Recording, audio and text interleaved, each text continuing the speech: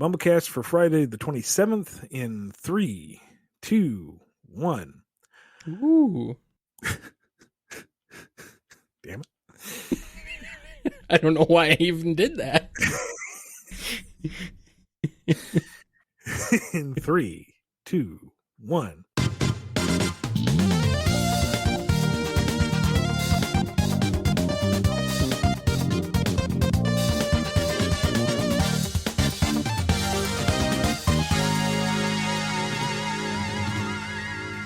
Welcome to the BumbleKast. I'm your host, Ian Flynn, the Bumble King, and joining me as always is my Bumble co-host, Kyle, JCRB Krause. Ooh.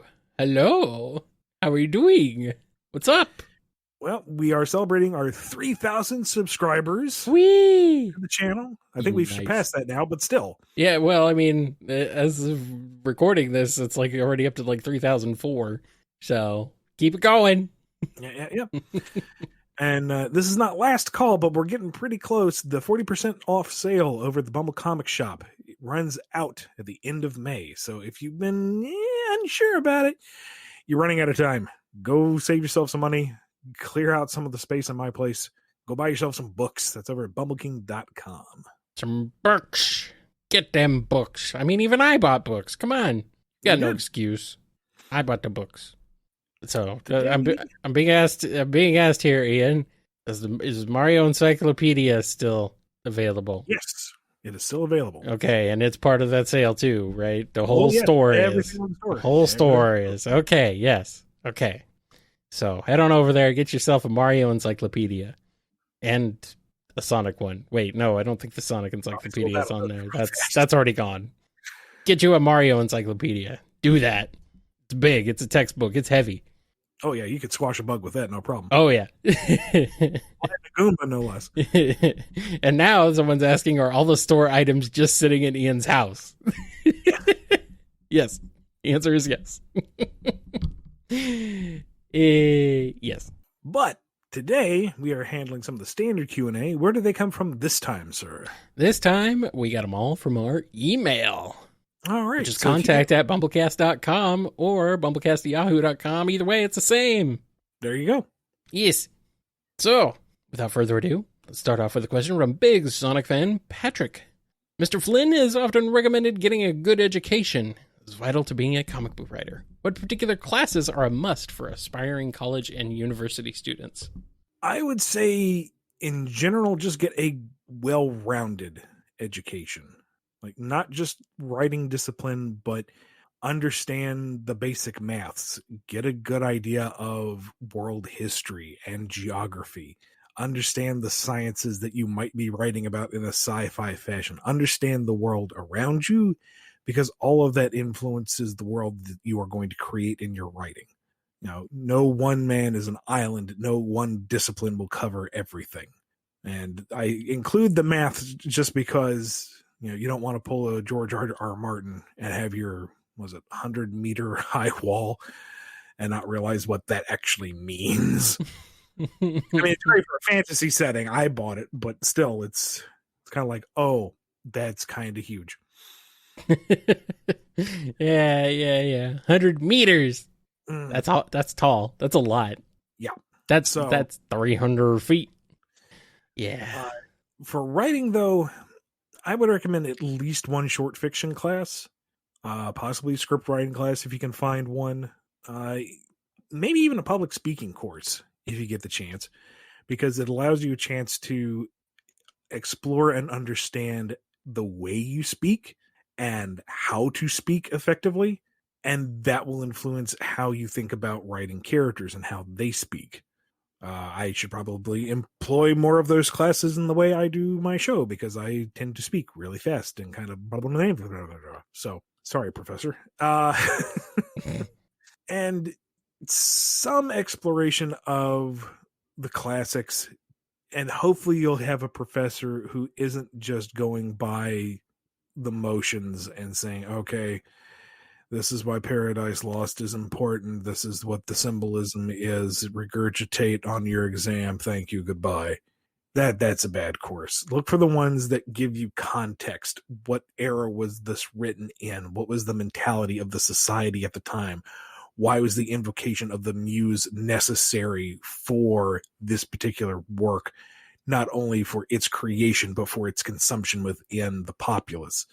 That kind of thing. If you have a good English professor who looks into the reasoning behind the writing, not just the writing, or isn't going by the rote, accepted academia interpretation of the work, but, getting you to think about it and take it apart, then I feel like you will learn more from it. Mm-hmm. One of the most illuminating things I ever had in course was I took a short fiction course, and the professor was not someone I'd want to have again.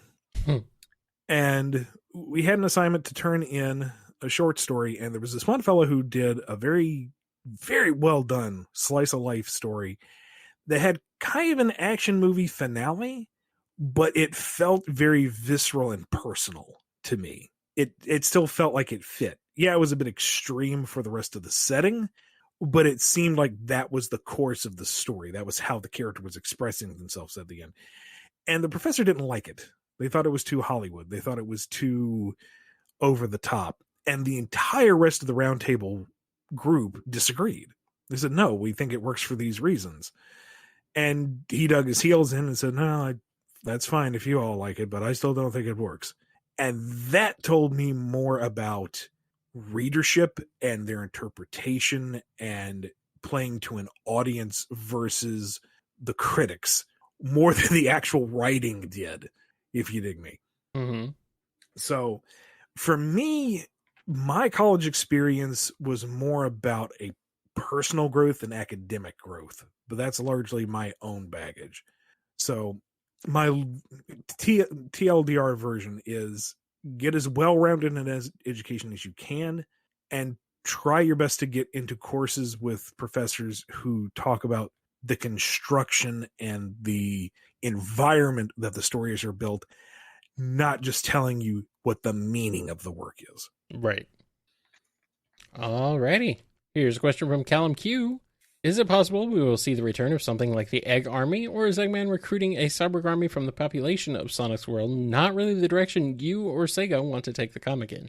I personally don't want to retread Egg Army so close to the end of the reboot. I mean, now we are, 4 or 5 years down the road? We are like 5 years in, buddy. Yeah.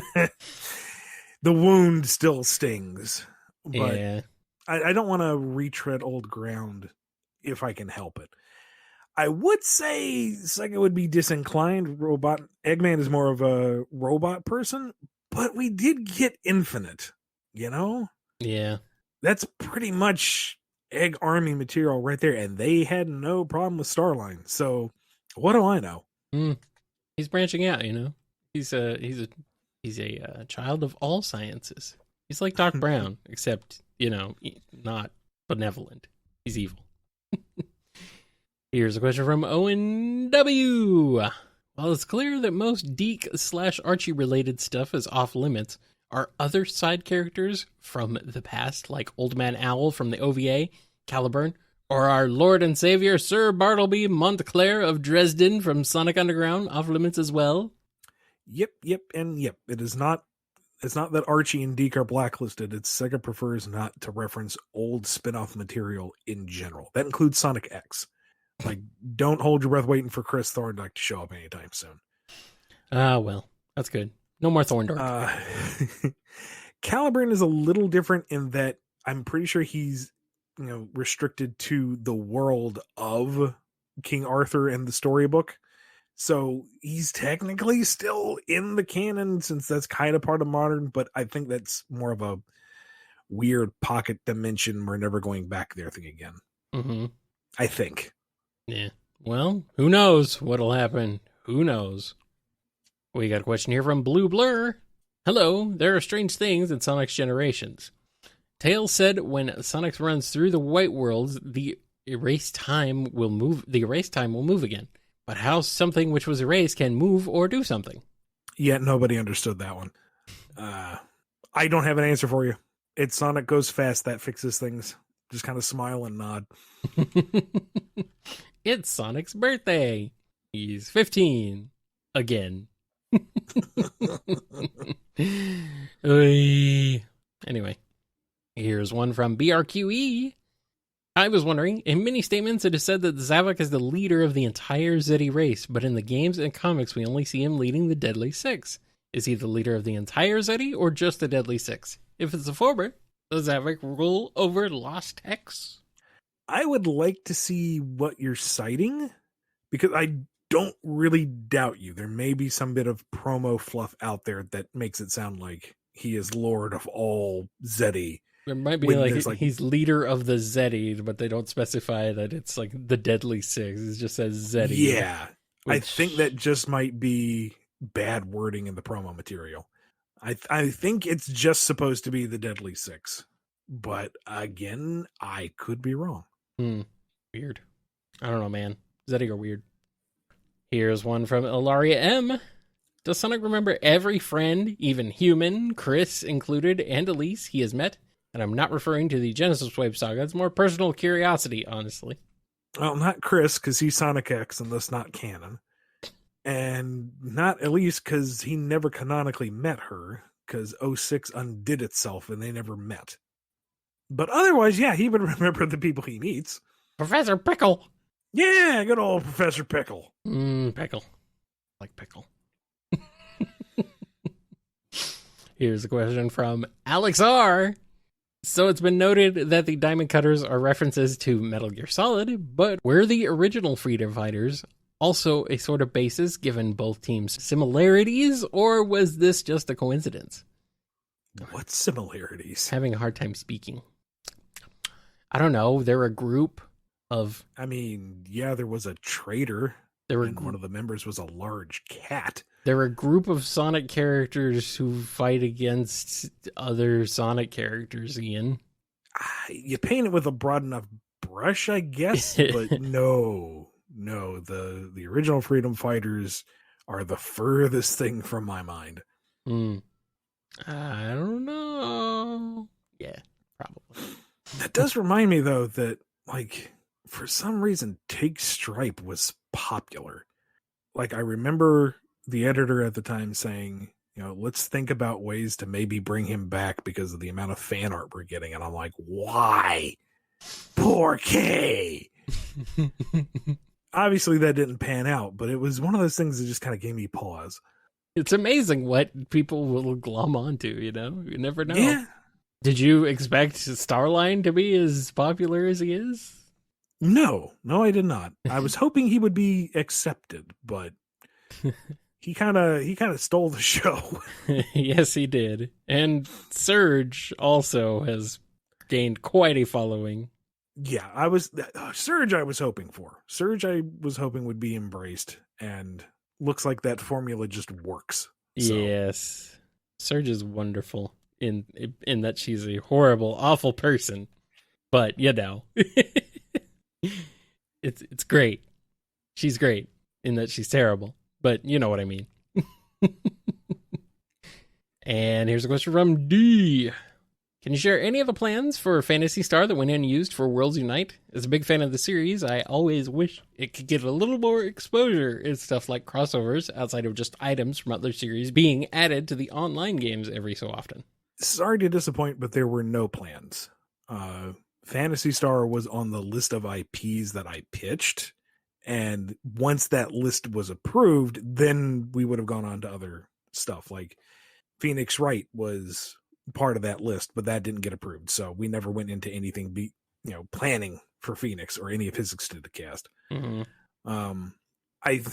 Personally I would have wanted to pull from Phantasy Star 4, but we didn't get that. We couldn't touch Phantasy Star in any capacity, online, original series, nothing. So it's like, well, not even going to spend time researching and applying because we can't touch it. Some weird rights things that are in a lot of these games. It's very strange. It's weird. You'd think like Sega would outright own this stuff, but no. Same with Capcom, but it's just weird. It's just weird. Oh well. Here's one from Agria N. I'm probably pronounced that completely wrong. Which Sonic game had the best environmental themes besides CD? Your answer could be from either the classic games or 3D ones as well. As a longtime fan of the series, I always appreciated the series' environmental themes, as to me, it's one of the things that makes it stand out from the crowd back in the 90s. And despite its iffy jokes, I really appreciate Sonic Colors for having its own environmental themes in the form of Sonic saving little aliens. It was a really cool evolution from him saving little animals to extraterrestrial beings, Planet Wisp showing the best example of this. Yeah, I feel like Sonic Colors might be the strongest example. Yeah. I mean, Forces kind of has it with the destruction of Green Hill. Not so much that's a great environmental theme. So it's, the desertification is called out. I'm trying to think of what else had like an overt theme. Like Unleashed didn't really have an environmental theme. That was just a world catastrophe. Yeah. And I mean, before that, mainly it was just in the manual. Yeah. Like they didn't really show it in context. Like even Sonic 1, sorta, I suppose. But again, it was mostly just ancillary context that wasn't actually shown in the game. So I mean, Adventure 1 did have the Chow Gardens and them needing pristine environments to survive in, but that's a little bit of a reach. It's weird. I think we pretty much already covered the highlights from what I can think of. I mean, maybe Flicky Island. Rescuing the local species and restoring the natural balance there. 3D Blast, yeah. Not overt though. Again, not really. I mean, I guess there was a little bit of a story given in the intro cutscene, but that was about it. There's a bit in Sonic 3 and Knuckles 2, I guess, with Hi-Ho chopping down the forest and the hotheads burning down the jungle and stuff like that. Yeah, with Angel Launch Space Zone being built up. Yeah, with Angel Island getting torched and everything. Yeah. Yeah, I mean, I could see it. And there's like the whole thing with Lava Reef and everything going on in there.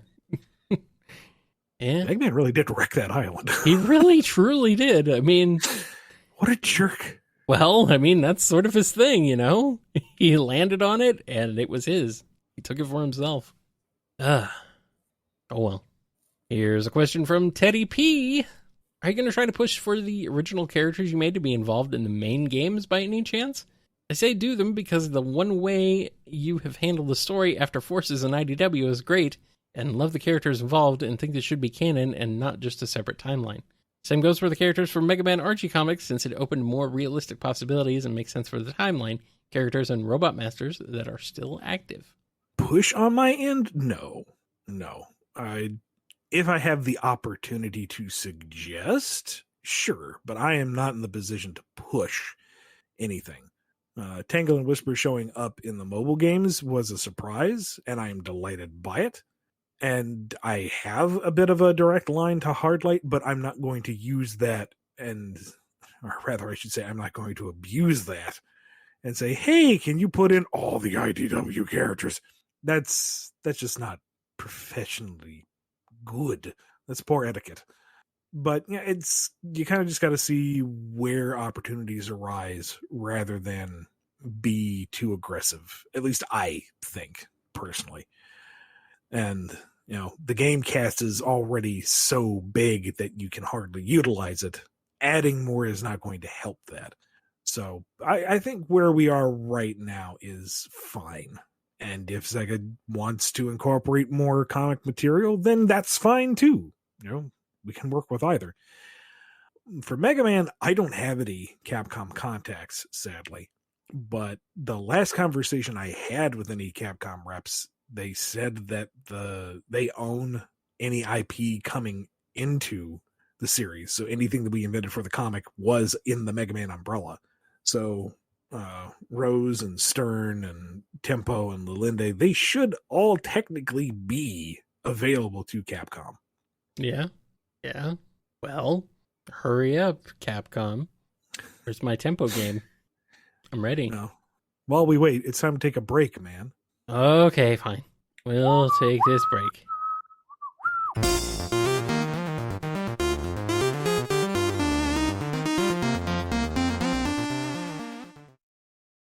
Here we are with more questions. Starting with this one from Non-Matt. I was wondering, what do you think about a Doctor Who and Sonic crossover? Oh, if you don't want to pair every Doctor and every incarnation of Sonic, go with IDW and the 11th, please. Those are my favorites. Thank you. But all the same, I'm afraid I'm going to come up short because I've seen like 3 episodes of the Eccleston Doctor Who episodes. Yeah, and he was the 9th Doctor. I don't know. The 11th is Matt Smith. Yeah, but I'm being told, I don't know. I'm being told that was correct. Oh, hey, look at that. I don't know Doctor Who a ton. I know that it's kind of very broad sci-fi. So in that regard, Sonic and everyone can fit in no problem. Just from my cursory knowledge, you can have the blue box show up on Sonic's world. You can have Eggman try to replicate a Dalek or make a deal with him, and that's not going to go well. No. The Doctor is a very fun character in general, so he would get along swimmingly with Sonic. Tails can geek over the Sonic screwdriver with him. Sonic would just be confused looking at it like, why is this called a Sonic screwdriver? Have the running gag of Amy be the companion to the Doctor for the duration of the crossover. But beyond that, I'm afraid it's a bit out of my depth. Rose joke. I know very little about Doctor Who, but I know about Rose. Amy Rose. Did I make a joke on accident? Well, Rose or by accident. Rose is one of the Doctor's companions. Oh, well, there you go. And then Amy Pond is another one. So, oh wow, Amy Rose. There you go. You got a fun bit of built right in, back and forth, built in rent. Yeah, built right in there, buddy. Built right in. It's perfect. It's like you weren't even planning for it. Like it was already planned for you. Maybe it's just that natural a fit. Maybe. I don't know. My experience is extremely limited. I just know that I never understood the threat of the Daleks at first. Like my dad was a big Doctor Who fan, and he mentioned the Daleks with this kind of odd reverence, and I'm like, it's a trash can. It has a plunger. Why is this scary? And it was an episode early on with Eccleston, and he gets locked in a room without any of his tools with a Dalek. And the way he reacts to it, the absolute terror, the animalistic howling of fear, clawing at the door, let me out, sold me on the idea of, oh, this thing is serious. Like, he looks like he's about to crap himself in the presence of this thing. And then when he realizes the Dalek itself has been de-weaponized, the gleeful malice where he mocks it, that it can't hurt him, and that he, can't, is the complete about face in how he treated it and how he acted was honestly disturbing. I'm like, okay, now I'm invested in like this 2 minutes of characterization of the way this man is acting towards this trash can. Well, just that bit was like, you've told me pretty much the entirety of the Doctor Who Dalek conflict in this moment, and I'm here for it. Well, some people like to watch. They like their trash cans. R2D2 is popular for a reason. Yeah. Oscar the Grouch. He has a following. I mean, he's not the trash can, but he lives in it, so it's part of him. Mm-hmm. I don't know, man. Good old trash cans. People love trash cans. They put all their trash in them. It's perfect for that.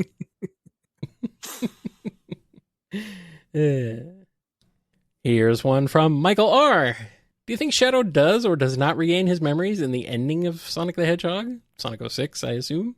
And if he does not, is Sonic Battle canon? And when would it take place? I think they're more implying Shadow the Hedgehog, since that game was built around STH, Shadow the Hedgehog. Okay. Yeah, okay. Sorry, my bad. Thank you for catching that. And I think the point of Shadow the Hedgehog is he doesn't care anymore. It doesn't matter what his memories were or what his past was. He's moving on. He's forging his own identity. This is who never I look am. Back and all that. Yeah. It doesn't matter who he used to be or what he might have been intended for or all that. It's all behind him, and he's going to go forward, which I think would be a great thing to explore. But Sonic Battle is canon, and where that falls in the timeline is TBD, but it is being determined. Interesting. Here's a question from Chi H. As someone who likes the concept behind the two worlds, despite many just writing it off, despite how interesting it is, I find it interesting how now it's said to be human settlements on Sonic's world. By settlements, do you mean that some humans crossed over into the animal planet, or is it two worlds retconned? That being a retcon of maybe retcon. This is an old question, by the way, if it's not obvious. Well, but still, I figured we could still address it. It's an issue that has been very confusing for a long time. So yes, I feel like we'll be addressing this for many episodes to come. Yes. But one world is how it has always been. Smile, wink, nudge. And I chose the word settlements specifically because what we have seen of the human settlements is wide and varied. Like, you have Empire City, but you also have Missouri. You have the very traditional nomadic hunter-gatherer lifestyle in the bush, and then you have New York City type stuff. What's Missouri doing in Sonic's world? Not Missouri, Missouri. Oh, it just sounded like you said straight up Missouri. I know. And what was really funny is when like early Unleashed stuff was coming out, they spelled it Missouri, like the state. Whoops. Oh, well, I mean, I've never been. Thinking they would have had printed material going out to these places. I've never been to Missouri, but no, Mazuri, Missouri. Missouri, whatever. It's not Kenya. Not Kenya. It's not Kenya. Okay? It's not Kenya. Empire City is not New York. Missouri is not Kenya. Alaska is not the Northern Territories, etc. Ian, you got lions and tigers only in Kenya. Oh, wow, that takes me back. Anyway, settlements was a word choice to be as broad as possible to describe all human habitation. But it's not that they came over from anywhere, it's that they live on Earth with Sonic and all the other animal peoples. It's just they're there. They're there. They're there, Sonic fans. They're there. Spagonia is not Italy or Spain. Yep. Oh boy. Here's a question from Priv O. I remember from one of your previous podcasts, Sega said that the Zeti were native to Sonic's world. Does that mean the Zeti used to live on Sonic's world?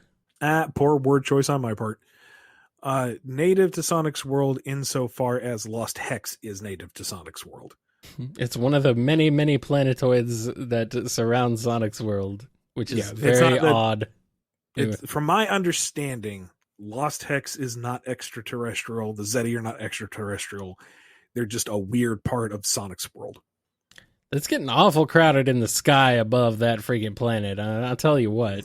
Well, like, how's there any sky left? It's very, very cloudy. It was lost for a while, and now they found it. Weird. The Lost Hex was found, and then Little Planet shows up from time to time, and it's just something weird. It's weird, man. I don't understand this. It's very confusing. I'm scared. Oh well, I'm not scared of this next question though. From Invade Turbo Tunis. What do you think Modern and Boom Sonic would think of their movie counterpart? Oh, they think he's cute. He's adorable. He's the younger brother that they need to show the ropes. Yeah. What would Modern and Boom Sonic think of each other? Boom Sonic seems kind of a bit more laid back, you know. He's which is saying something. But Boom Sonic is willing to he's kind of settled down in one place, you know. He's not a world adventurer. He's not a world weary adventurer like Modern is. No, but they both are that kind of take life as it comes style. Yeah. So I can see them chilling out really easily. maybe Modern would be a little tired of Hedgehog Island within a week and want to go somewhere else. But yeah, overall, I think they gel pretty easily. mm-hmm. I think Boom Sonic would be impressed with the levels of feats that Modern Sonic has done. It's like, wow, you fought a god and reset all the time. That sounds like a lot of work. Yeah. It was a lot of work. Want to go to Mad Burger? Do they have chili dogs? You could construe that they're supposed to be chili dogs. That works. Good enough. And then Movie Sonic makes another fart joke. It works. It works. Yep.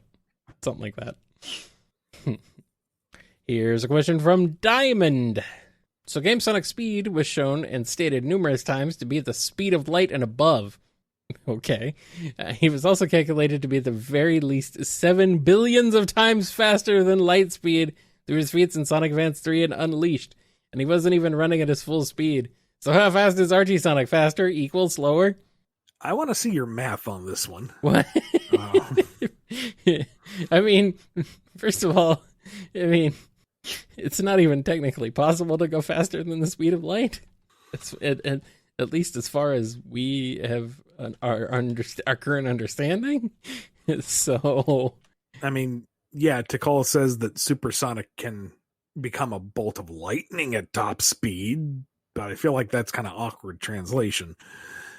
I don't think he's ever really gotten to those kinds of speeds. 7 billion times faster than light speed. Yeah, that's I question. Where does that go? Wow. I mean, if you can prove it, like if somebody's measured out distances and whatnot and done the math, then it checks out. Sonic. I will abide by it. But Sonic is speed. I mean, Archie Sonic, he did some crazy stuff with his speed, but I feel like a lot of it was localized, like vibrational nonsense, not so much speed force running through time. And then when you get into the more weird stuff, like lapping the planet and whatnot, he had external factors involved. So one could argue Archie Sonic was comparable to Game Sonic in just raw speed, run from point A to point B. Definitely closer when I was on the book because I was trying to skew it closer to the game stuff anyway. Yeah, if Sonic went like 7 billion times the speed of light, his sense of time would be like insane. Like he'd go through millions of years in the space of a second. It would be interesting. He could do laps around the galaxy, around the universe. And no. No. Here's one from Raphael C. If you could, what would you create as a prequel to make Sonic the Fighters make sense? I mean, not only are there 8 Chaos Emeralds, but Tails' rocket was already there and required those 8 emeralds. What had Tails built a rocket for? It does look like this rocket was built in anticipation of Eggman's attack, because if that were the case, the existence of only a single seat would be a serious design flaw. Maybe it was a Tails solo mission. About the emeralds, maybe Tails created a fake emerald from a real one, like in Sonic Adventure 2. But why would the rocket need 8 emeralds? 7 should be enough for fuel, so would the 8th have another purpose? I think that's kind of a fool's errand. It was an excuse plot for a fighting game that didn't really make it that far outside of Japan. I think it would be fun to maybe do a rewrite of the fighter's story. You already did, though. Make it a little more sensible. I mean, like a canon retelling. No, it's perfect already. You don't need to do any more. You don't need to touch it. No, champions, leave it alone. I think it's that and a lot of the other, the past 30 years of Sonic games. It's better to kind of take it as it is and hope for more cohesion going forward. Mm-hmm. Because the amount of time and effort and retconning required to make all of the past Sonic stuff be cohesive is not worth the returns for it. Like, sure, we super hardcore Sonic fans would love to see it, but the general audiences, one, if they know about Sonic the Fighters, and 2, know about the story, 3 probably don't care. So it's better to think that Sonic the Fighters is Eggman built another Death Egg. People scuffled over who got to take it down. They went into space and they stopped him. And just kind of leave it at that. Mm-hmm. Yeah. Don't bother. Don't bother trying to worry about the details. Just, Here's a question from Skelligator. If you had to write a story focusing on a single member of the Deadly Six, which of the Zeddy would you choose? Zavok may be the easy answer because he has had the most screen time so far, but I'm curious what stories you would tell to flesh out the other 5. Personally, I'm most interested in Zeta and Master Zeke. Zavok is kind of like the one go-to because he has the most depth. Most development. The most dimensions to him. Yeah, he's the most interesting out of all of them. Yeah. Zeke would be kind of my next pick because, by extension, Zavok. Zeke was the leader, and he stepped down, and he named Zavok to replace him. So what was Zeke before that? Like, was he always the tiny prune man? Did he used to be huge and kind of shrank over time with age? Did he lead a different pack? What is his story? I feel like his past is more interesting than his present. Mm-hmm. The others, I feel like, are better served as supporting cast to Zavok. Like, I don't feel like there's enough there to really mine. You have Zaz's single track mind of, berserker warriorness, which could be kind of fun. Like, to what lengths will he go to be the strongest, to continue to, his campaign of destruction? Zor's whole thing about he practices dark magics or something that the others that he don't. I'd have to look at the profile again to see the exact wording, but like, the interest for me there lies more in what are the techniques, what are the powers that he's pulling from, rather than Zor himself. And Xena and Zamam are so there. It's kind of hard to care. Xena I'm more inclined for, since we have so few female villains in the mix, and yet another green villain. But I don't know. I'm not saying it's impossible. Given enough time and resources, you can spin gold from any straw, but I don't know. I feel like the Deadly Six, as they are now, are better served as Zavok and his supporting cast that we maybe see, maybe don't. Yeah. Something like that. Here's a question from Sean D. If you could replace classic Sonic and the Avatar's narrative role in the story of Sonic Forces with any other characters, who would they be? Personally, I think giving Tails classic Sonic's role and Amy the Avatar's role would be fun and give them some much-needed time in the spotlight. You're not wrong. And I do agree with Tails, going off on his own and doing, the solo hero thing like Sonic would do if he were still alive would have been interesting. But I wouldn't take out the Avatar. I like the Avatar. I would maybe... this is a lot of, here's what I would do, he says, without any kind of oversight or understanding of what the restriction would be. That's what the question is asking, what you would do. I know, but I want to make it clear that, I can talk a big game, but there is a lot of other factors that go into this. What I would like to do is not what would happen. Obviously. Some folks need, you say obviously, some folks need that distinction. Well, I mean, the game already happened, so it's not like you can go back and I do it again. I don't want to see the Sonic fan news site with the article, Ian Flynn's canceled plans for the Sonic Forces revision. It's like, no, we're just talking hypotheticals here. Sonic news sites, you know what to do. No. And link this video, please. But I don't know, I wish the Avatar had a more cohesive role in the story. What they are there for is serviceable enough, but they feel very tangential to the story, which to a degree makes sense because the number of variables you put in there, you don't want to have reams upon reams of different voiced lines for every possibility, but at the same time they feel very much, here is the OC who just happens to be involved. It feels very fanficky. Yes, it is. In both a good and a bad way. So I feel like if the Avatar was a little more involved in the story directly, a little more overtly, it'd work better. But I like the Avatar being involved. I like that. That's fun. That's different. That's neat. It gives us some insight into Sonic's world a little bit. And that isn't to throw Amy under the bus. It would have been nice to see, Amy do something more than run a computer in the scene. But there's a lot of things I would have liked to have seen from Forces. Hey kid, I'm a computer. Stop all the downloading. I'm broken. I'm broken. It's a good thing we're at the end of this episode.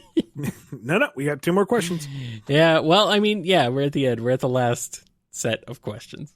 So, this one is from Golden Dawn. In a previous podcast, I heard you stated that Chaotix is doubtful canon.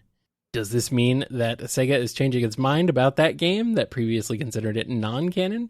You also stated that Sonic R is doubtful canon, despite being fully canon, some time ago. If so, the former SEGA Europe community manager, Kevin Ava, was right. The Sonic canon is always in flux. Yeah, Kevin was right on the money. And as also former community manager Aaron Weber said, everything is canon. So if everything is canon, then nothing is. Wait, no, that's not right. Anyway. Yeah, stuff that I was told to not touch in the past is now back on the table. So it's not my place to say, here's the full and extended list of what games are considered canon in their chronological order. As much fun as that would be to drop on the BumbleKast, this is not the place for it. But why not? Call me up, Sega. Let's do this. No. We are not an official channel. I'm not saying we're an official channel this is just now. 2 dudes jawing about nonsense. We do not officially represent anybody. We don't officially represent anything, I know, but what if we did, though? I mean, come on, Sega. We could use a sponsor, Be careful what you wish for. That monkey's paw's getting real twitchy. Anyway. Yes. That stuff is under review, and I'm hoping that things will settle out into something both cohesive and long-term going forward. Mm-hmm. Now, Golden Dawn has a question for you, Kyle. Hit me.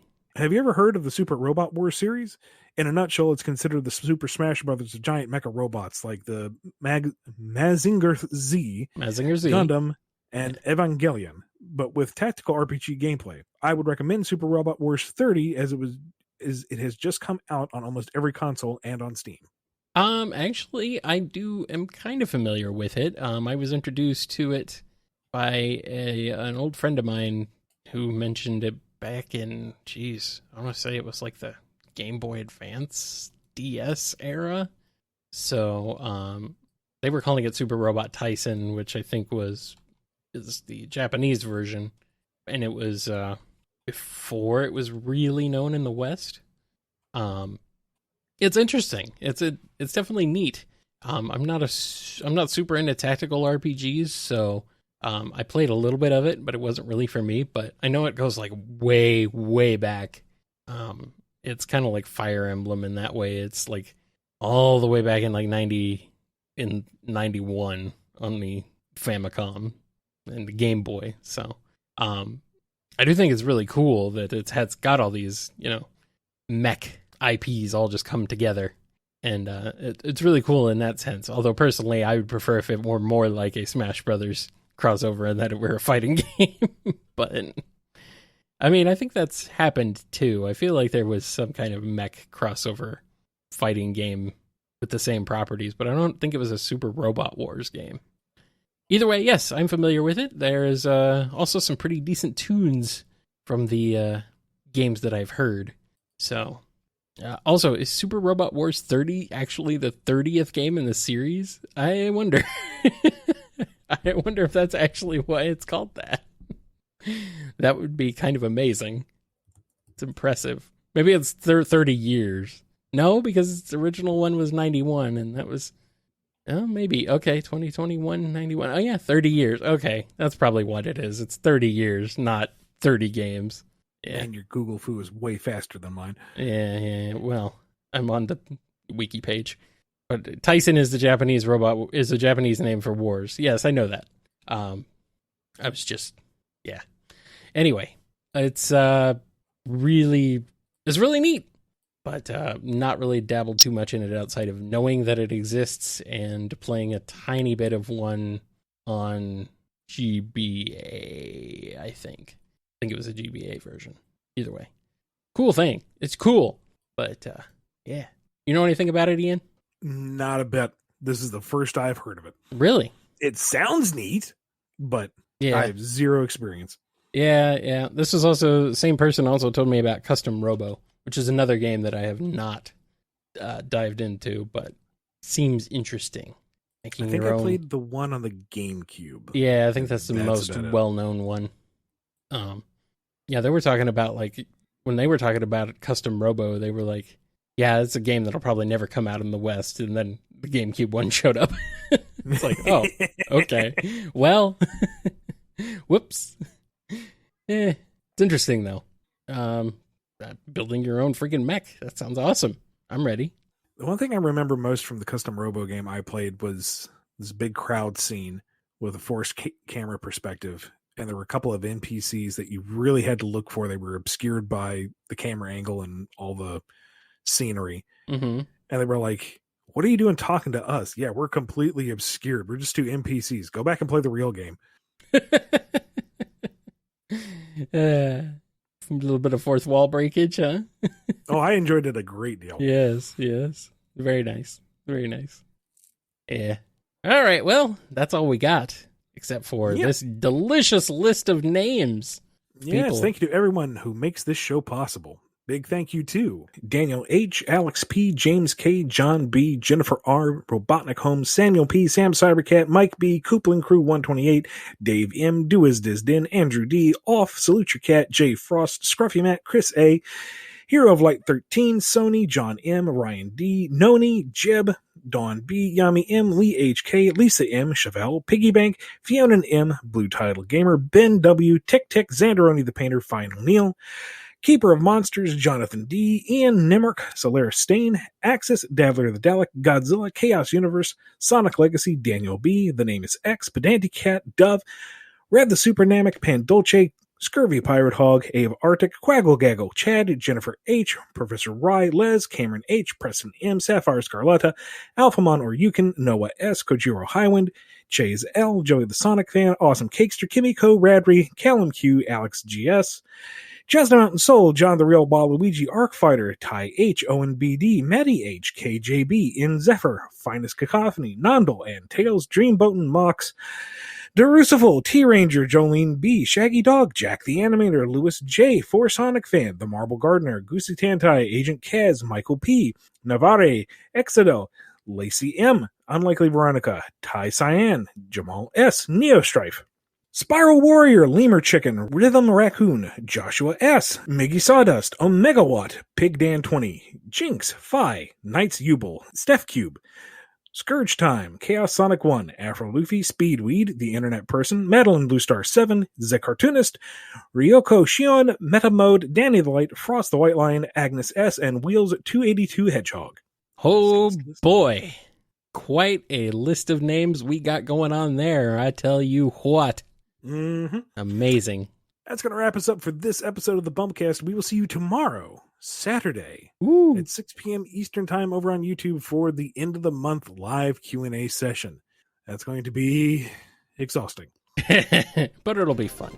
And once again, we are running criminally short on time for the Bumble Comic Shop sale. So please, do yourself a favor, get some discounted books, and let me get some of this crap out of my house. It's not crap. It's great books.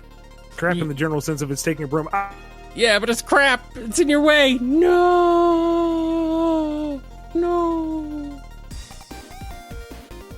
Well, you know how it goes. It's like George Carlin said, your stuff is stuff, but other people's stuff is shit. I mean, yeah.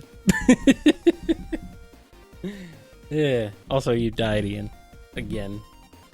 Is this the weather causing this, or is this I honestly don't know. It seems kind of calm where we are. This seems like it's kind of... I'm getting like a getting flashbacks. I'm getting PTSD flashbacks to when my internet was having issues, and I really hope it's not that. It's that, or I did a system update and it reset all the configuration we did for the mic. So no. Woody Woodpecker meets Bean. I mean, aren't they the same character? No, one's a woodpecker, one's a dynamite. Apparently that Bean is a woodpecker. Even though he's from Dynamite Ducks. So he's not a ducks woodpecker. Yeah, but given the way Dynamite Ducks ends implies that he's half human, so... Well, you know what? Dynamite Ducks is weird because it's Sega, and Sega is weird. So... whatever, man. That was awful. Awful. Anyway, couldn't whisper my way out of a paper bag. Can't whistle my way out of a paper bag either. Terrible. Just awful. No, let's knock her out. Take off for a second. Okay. All right. Just lay her flat out on the floor. Just BAM! Right in the face. You've been listening to the BumbleKast, a co-production of Bumble King Comics and the KNGI Network. Original theme music composed by Ken Coda Snyder. Remixed intro by T-Lopes. Find out more information, along with podcast feeder links, MP3 downloads, and more at bumbleking.com and kngi.org.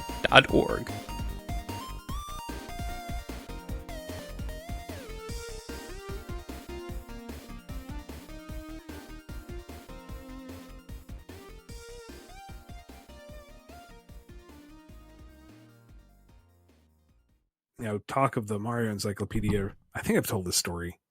There was a bit of localization I was doing talking about in one of the games at the end of a Boo House. If you didn't immediately grab the end goal flag and waited for however long, creepy faces would start to appear in the haunted forest. And I'm like, this sounds like a creepypasta. Is this legit? Am I understanding this correctly? And son of a gun, like the first YouTube video I found trying to research this had it. And it wasn't like any of the boos. It wasn't like any normal Mario ghost. It was like legit completely some other kind of creepy face materializing out of the haunted woods. And it's like, I hate that I know this now. I hate that I saw this. I can, finish my work now and confirm, but dislike. Wow. I don't know if I knew this before. Huh? Weird. I don't think that's Mario World. No, it was one of it was one of the newer 3D, 2D, 3D ones. Okay, so new Super Mario. One probably. Of those. I can't keep track of which one's which. Weird. Yeah, it was like, yeah. So if you read through the encyclopedia and you find that segment, it's legit. They're not making that up. And yeah.